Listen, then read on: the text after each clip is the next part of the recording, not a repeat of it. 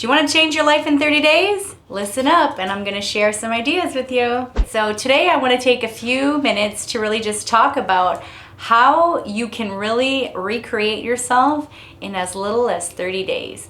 Now, what you got to understand here is I'm going to share some ideas with you, and I don't expect you to do every single idea.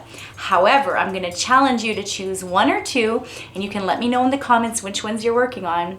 And I'm going to invite you to just be in the practice of doing them throughout this month. All right, are you ready? I'm excited, let's go. Idea number one, I invite you to establish a morning routine. Here is what I'd like to propose, because as somebody who used to identify as not a morning person, I used to literally say I'm not a morning person, and what does that do? It creates the label of not being a morning person, and I would wake up at the same time as the kids or just as they were waking up, and I would wake up feeling super overwhelmed and stressed and feeling like I was already behind.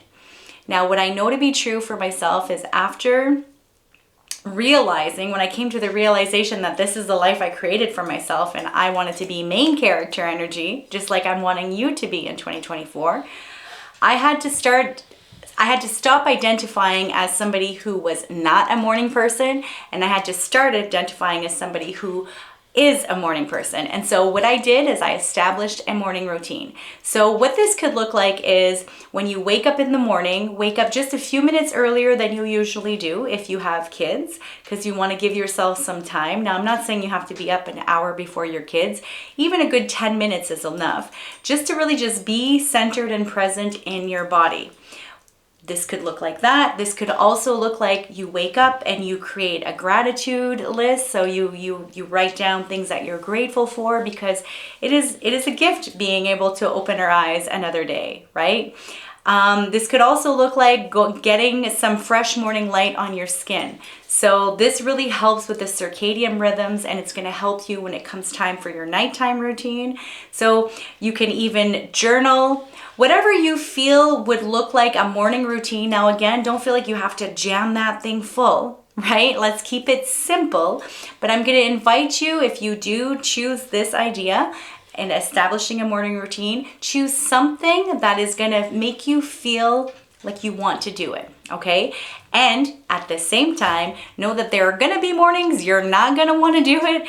And I just want to talk to you about that habit stuff. So when we're stacking habits, the thing is that habit creations can take, sometimes people say it takes 17 days, 21 days. And honestly, the research is all over the place with that. Sometimes a habit is something you know that you need to do for your future version of you, and you're not always going to enjoy it, so you just do it. So if this is something you're gonna play around with, again, you're just gonna go in it, make it fun, make it yours, and let me know in the comments what you're choosing. Here's another idea. I'm gonna invite you to not turn on your phone first thing in the morning. Okay, and also last thing at night. So the first 30 to 60 minutes that you're awake and the last 30 to 60 minutes that you're awake, the invitation is going to be to not be on your phone. This habit alone could be revolutionary to your life. On top of that, I would say turn off all your notifications, because who needs that kind of stress?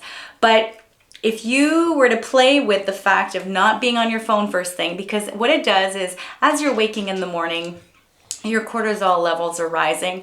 But when you grab that phone, what's the first thing you're doing? You're checking your emails, you're checking your Facebook or wherever social media platforms you're on, and it'll spike even more, right? And then we can fall into comparison, or we can fall into doing all kinds of things. And so instead, if you don't pick up your phone for the first 30 to 60 minutes and you take that time to just be intentional with yourself. Maybe you can read a book, maybe you can incorporate this into your morning routine, whatever that looks like. And at the same time, if you wanted to, I would say you could also opt to not having your phone or playing with your phone for the last 30 to 60 minutes that you're awake before you go to bed. Idea number 3 is getting at least 7 hours of sleep. We live in a society that is over-caffeinated and exhausted, okay? Like we're in this really deep cycle here. So if you aim to get at least 7 hours of sleep, now for parents, and depending on what kind of season you're in, that might not always be available to you, but I'm gonna want you to really focus on ways that you can optimize your sleep. So again, a trick could be not playing with your phone first thing in the morning and last thing at night, right? But if you're aiming to get at least 7 hours of sleep, that would really change everything for you. For myself, my sleep sweet spot is a good 9 hours. Like I am 9 hours. If I get 7 hours, I still feel like my battery is half full.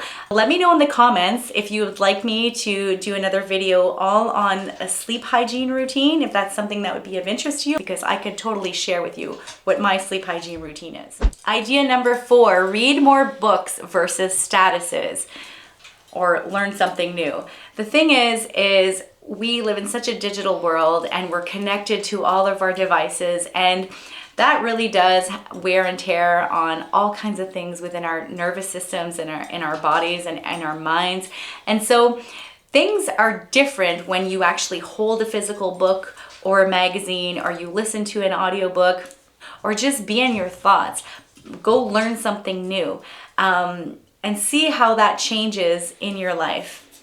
And also let me know what books you're reading, because I'm always looking for new books. Idea number 5, and actually I would say please make this a habit for number 5, is drink more water. We are, as I said, over caffeinated, and we're on all kinds of sugar drinks and caffeine drinks and all of the things. And I really just want to remind you that your body is mostly water. And so we need to be drinking more water. It actually flushes out so much of the toxins, and you just generally feel better.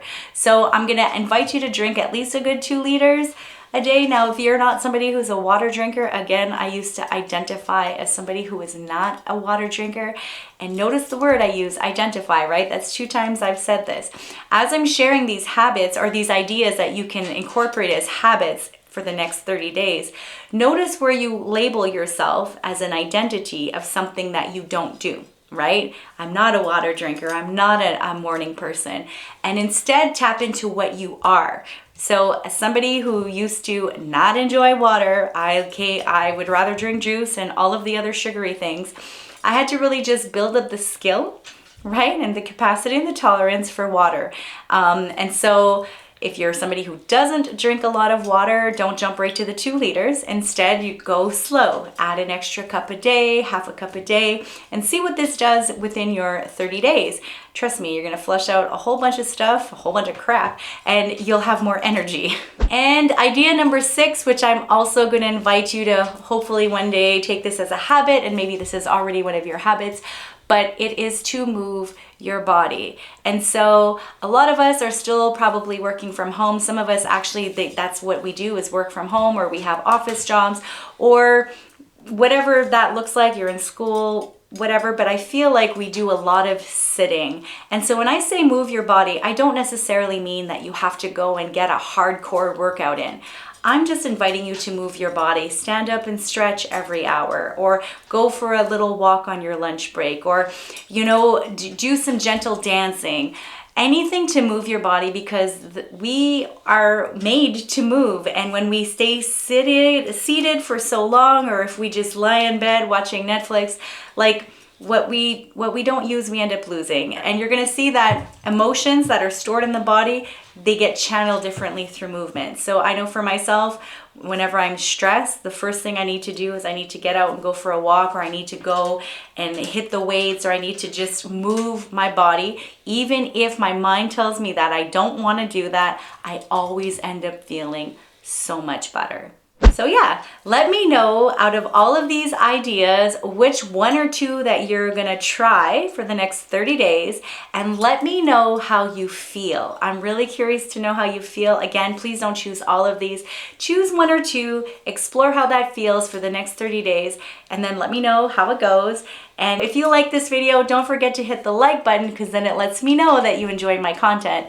And if you want to share with others, I'm so grateful for that. Don't forget to subscribe and hit the notification bell so you'll be the first to know when I drop new content like this. As always, be brave, be bold, be you.